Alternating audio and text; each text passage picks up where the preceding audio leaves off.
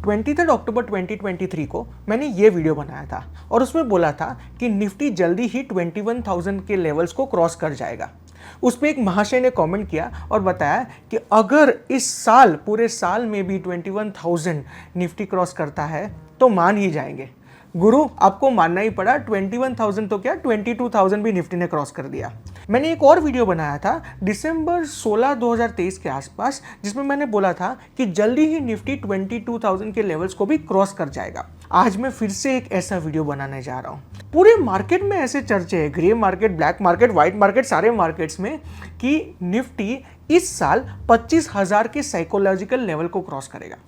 आइए इस वीडियो में वो 7 पॉइंट्स को समझते हैं और ब्रेक डाउन करने की कोशिश करते हैं कि निफ्टी क्या 25,000 के लेवल्स पे पहुंच पाएगा, पहुंचेगा तो कैसे पहुंचेगा, और मुझे और आपको इस सिनेरियो में अभी और पूरे साल के दरमियान इन्वेस्टिंग कैसे करना चाहिए। 10 मिनट का वीडियो होगा पर पूरा देखना, क्योंकि आपको जो एनालिसिस हम प्रोवाइड करते हैं वो मार्केट में इजीली अवेलेबल नहीं है। अगर आप हमारे एनालिसिस की कदर करते हैं और चाहते हैं कि हमारा एफर्ट और जोर से चले तो आप इस चैनल को सिर्फ सब्सक्राइब कर सकते हैं। आपको इसमें कुछ पैसे नहीं लगते, लेकिन हमारा उत्साह, हमारा मोटिवेशन, हमारी टीम का उत्साह बहुत ही बढ़ता है। एक सेकंड वीडियो को पॉज करके चैनल को सब्सक्राइब कर लीजिए। अगर आप मुझे एक लाइन में पूछे कि अगले 7-8 महीने में निफ्टी कैसे बिहेव करने वाला है, तो मेरा आंसर होगा निफ्टी वोलेटाइल बिहेव करने वाला है। निफ्टी डेफिनेटली शायद थोड़ा तो बढ़ेगा, 25,000 के लेवल्स तक जा भी सकता है क्योंकि वो एक साइकोलॉजिकल लेवल है, but the volatility and the chances of it happening and not happening are similar. आइए डिस्कस करते हैं कि how are markets going to move. हमारा फर्स्ट पॉइंट है इंडिया इलेक्शंस। इंडिया अभी इलेक्शंस के फेज में है। कुछ स्टेट्स में इलेक्शन हो चुका है, कुछ में हो रहा है और कुछ में होने वाला है। एनडीए बोल रहा है अब की बार 400 पार, बीजेपी बोल रहा है अब की बार से फॉर एग्जांपल 370 पार, यूपीए बोल रहा है बीजेपी को तो सीट्स 120 180 भी नहीं आएगी। तो इस सिचुएशन में मोटा मोटा थोड़ी सी मोदी लहर चल रही है। मैं पॉलिटिकल एनालिस्ट नहीं हूं, पर मुझे ऐसा लग रहा है लोगों से बात करके कि फिर से for the third term BJP and NDA may be in power and Modi government headed by Modi may be in power in India.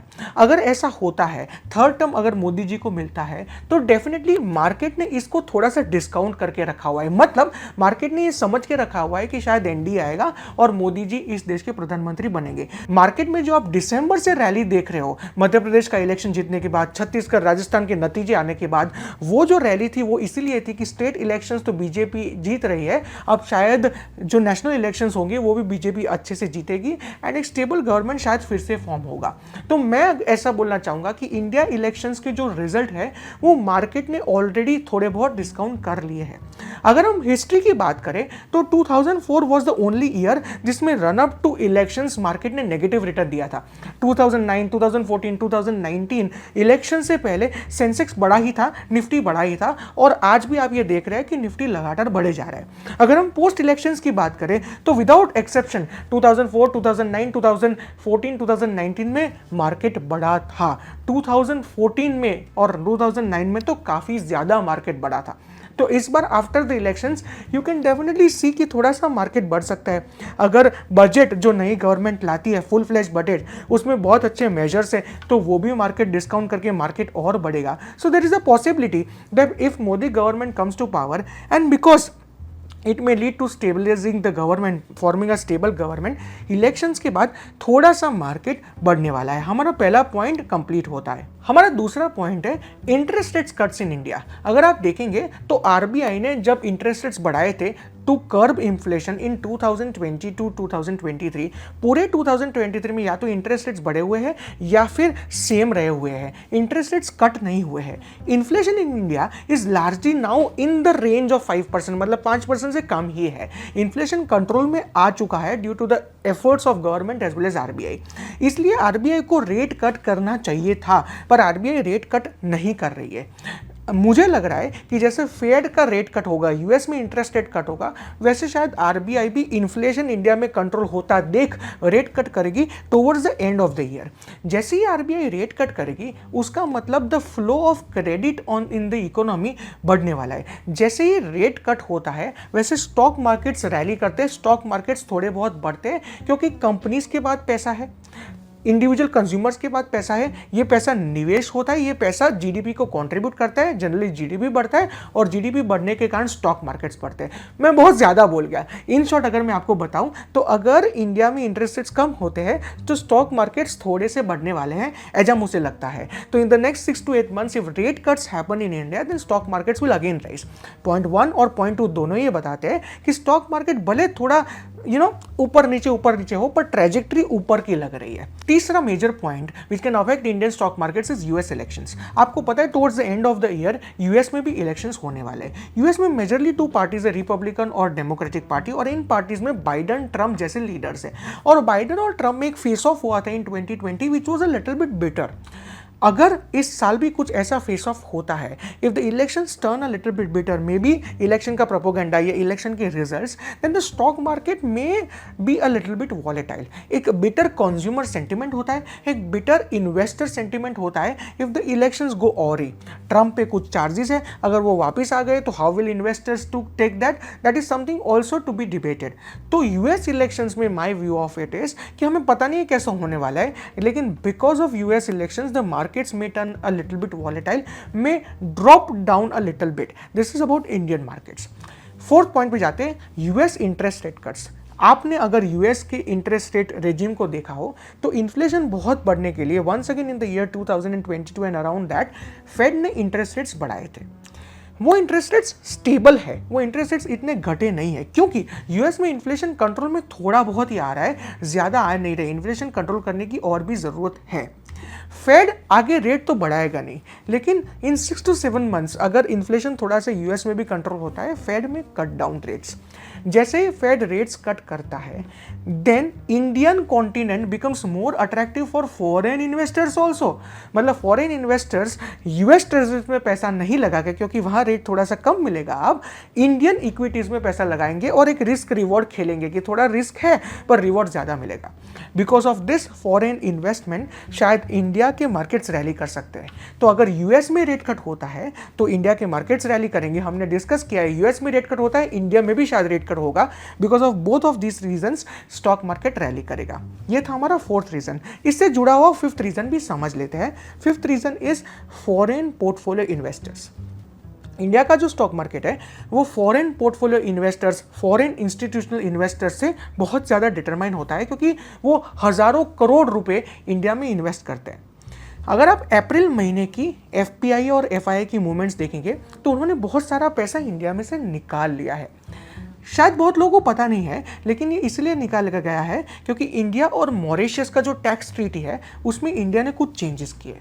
India ने ऐसा ट्राई किया है कि वो मॉरिशस में होने वाला टैक्स अवॉइडेंस रोक पाए, and as a consequence investors थोड़े से एप्रीहेंसिव है कि इंडिया अपना टैक्स रेजिम कैसा करना चाहता है। और जब फॉरेन इन्वेस्टर्स थोड़े से एप्रीहेंसिव हो जाते हैं, वो इंडिया में से थोड़ी देर के लिए या सस्टेन अमाउंट्स ऑफ टाइम के लिए पैसा निकाल लेते हैं। सो एफपीआई का अभी तो नेगेटिव मूवमेंट चल रहा है because of this majorly India Mauritius tax treaty. लेकिन गोइंग फॉरवर्ड, ऐसे मैंने बात की, India is a growing economy, India में उनको रिटर्न ज़्यादा है। अगर यूएस इंटरेस्ट रेट्स कट करता है तो वहाँ की ट्रेजरीज में अट्रैक्टिव रेट्स नहीं मिलेंगे एफपीआईज को, और वो पैसा इंडिया आएगा। अगर इंडिया 2047 में डेवलप कंट्री बनने वाला है तो इंडिया का पर ईयर ग्रोथ बहुत ज़्यादा होने वाला है, GDP growth, and the investors may want to keep invested, stay invested in India. So अगर एफपीआई की बात करें, अभी सेंटिमेंट नेगेटिव है और वो सेंटिमेंट धीरे धीरे शायद सुधरेगा भी। तो in near term I expect कि एफपीआई के कारण स्टॉक मार्केट थोड़े वॉलेटाइल रहे, but in 6, 7, 8 months from now FPI के कारण शायद इन्वेस्टमेंट्स इन इक्विटी बढ़े और शायद स्टॉक मार्केट थोड़ा सा रैली भी कर सकता है। This brings me to sixth reason, which is a very simple reason, which is a good monsoon forecast. India में ये ईयर का मॉनसून फोरकास्ट नॉर्मल है। India is going to get good rains. Good rains drives a lot of things in the economy, starting from agricultural to manufacturing and even services. अगर good rains हो गए तो definitely India का consumption, investment story, India का economy story थोड़ा सा positive होगा, and this positive will flow into the stock markets and Indian stock markets would rally. मतलब ये सिक्स फैक्टर भी ऐसा बोलता है कि इंडियन स्टॉक मार्केट्स थोड़े से बढ़ेंगे if there is a good monsoon forecast और एक्चुअली गुड मॉनसून्स होते हैं। Seventh and the last point for stock market indicators which I want to discuss is India's GDP numbers. अगर आप October to December quarter का GDP देखेंगे तो India ने 8.4% achieve किया है, which is a very robust GDP target. और अगर इंडिया ऐसा करता है, 8% ईयर ऑन ईयर ग्रोथ करता है, तो शायद वो डेफिनेटली 2047 में एक डेवलप इकोनॉमी बन जाएगा। लेकिन आजकल अगर आप सारे न्यूज़पेपर्स पढ़ेंगे, अगर आप माइन्यूटली पढ़ेंगे, तो एक फैक्ट बहुत ही ध्यान से आंख में उठ के आ रही है, वो है कि इंडिया के जो जीडीपी नंबर्स है वो रिलायबल नहीं है। रिलायबल नहीं है, शायद उसमें कुछ डिस्क्रिपेंसीज है। चलो पहले ये समझते हैं कि अगर ये डिस्क्रिपेंट डेटा है तो फिर जो ग्रोथ हमें मिलने वाला है इन द स्टॉक मार्केट्स में not be very high, because stock markets and GDP are very much correlated. Discrepancy क्या है डेटा में? डिस्क्रिपेंसी ऐसा है कि जीडीपी जो है वो दो फॉर्मूले से कैलकुलेट हो सकता है, या तो इनकम अप्रोच या तो एक्सपेंडिचर अप्रोच। मैं डिटेल में नहीं जाऊंगा, इसके लिए सेपरेट वीडियो बनाऊंगा। बट अगर ये दो अप्रोच में जिसमें जनरली सिमिलर आंसर आना चाहिए, थोड़ा सा आंसर डिफरेंट आता है, तो उसको डिस्क्रिपेंसी बोलते हैं। और अभी इंडिया में ऐसा आ रहा है कि जो एक्सपेंडिचर अप्रोच से जीडीपी कैलकुलेट होता है वो और इनकम अप्रोच में एक डिफरेंस है। एक्सपेंडिचर में जीडीपी ज्यादा दिख रहा है, इनकम में कम दिख रहा है। बिकॉज ऑफ दिस डिस्क्रिपेंसी हम शायद ये फुल कॉन्फिडेंस से नहीं बोल सकते कि इंडिया एक्चुअली 8% पे ग्रो कर रहा है। एंड अगर इंडिया थोड़े भी कम परसेंटेज से ग्रो कर रहा है तो because of fundamental reasons stock market sideways रहेंगे या स्टॉक मार्केट्स थोड़े से घट भी सकते हैं। जीडीपी में एक और बहुत इंपॉर्टेंट फैक्ट आपको जानने की यह है कि अभी जीडीपी जो ज्यादातर बढ़ रहा है ना, वो बिकॉज ऑफ गवर्नमेंट एक्सपेंडिचर बढ़ रहा है। आपको जीडीपी की फॉर्मूला मैंने चैनल पे बहुत बार सिखाई है, वो है consumption plus investment plus government expenditure plus net exports. Net exports meaning exports minus imports. अगर गवर्नमेंट एक्सपेंडिचर बहुत ज़्यादा बढ़ रहा है तो वो इलेक्शंस के बाद शायद इतना नहीं बढ़ेगा। प्राइवेट एक्सपेंडिचर जितना बढ़ना चाहिए उतना नहीं बढ़ रहा है, प्राइवेट इन्वेस्टमेंट जितना बढ़ना चाहिए उतना नहीं बढ़ रहा है। तो जीडीपी का जो ग्रोथ है, जो गवर्नमेंट इन्वेस्टमेंट से फ्यूल्ड है, वो शायद थोड़ा सा कम हो जाएगा, उसकी स्पीड कम हो सकती है राइट आफ्टर द इलेक्शंस, और इसके कारण जीडीपी थोड़ा सा मॉडरेट हो सकता है। और जीडीपी अगर मॉडरेट हुआ इन टर्म्स ऑफ नंबर्स तो स्टॉक मार्केट में उसका इफेक्ट आएगा।